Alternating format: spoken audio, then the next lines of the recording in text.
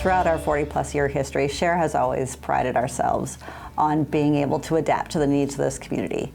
This has never been tested more than it has during the pandemic.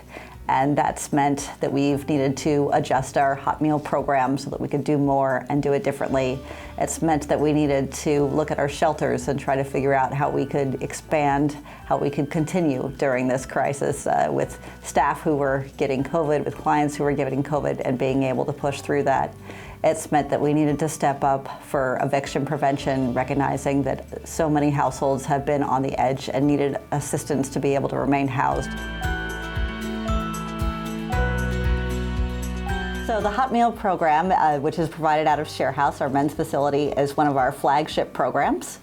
And the past couple of years have been pretty exciting for that program. We had a fire down in that building, which shut down our in-person dining experience, and we did Meals to Go.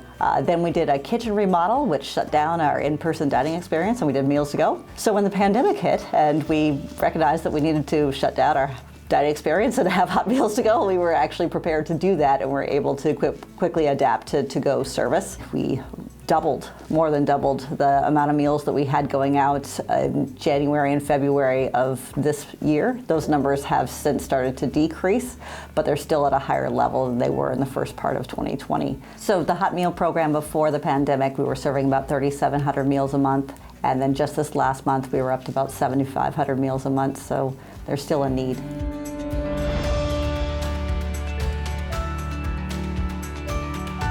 Another new project that SHARE has taken on during this time has been COVID care work. So this has meant that we, through a grant from the Southwest Washington Accountable Communities of Health, have offered opportunities for culturally specific staff. So one staff member is Chuukese, and the other staff member is Latinx, she's Spanish speaking, that we're able to provide services to people who are positive for COVID to help them maintain their quarantine.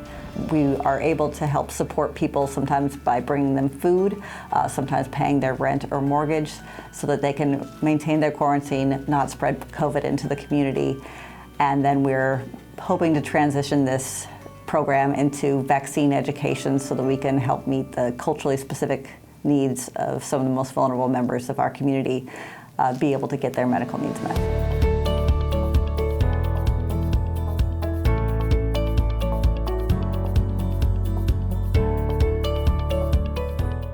One of the biggest projects that SHARE has been involved in during the pandemic has been eviction prevention assistance. So this is something that we used to do a while ago, help people who were in a home, try to stay in their home as they struggled to regain their income. So this looked like helping people back to March at that time with paying maybe $5,000. I think our average was around $8,000 worth of rent.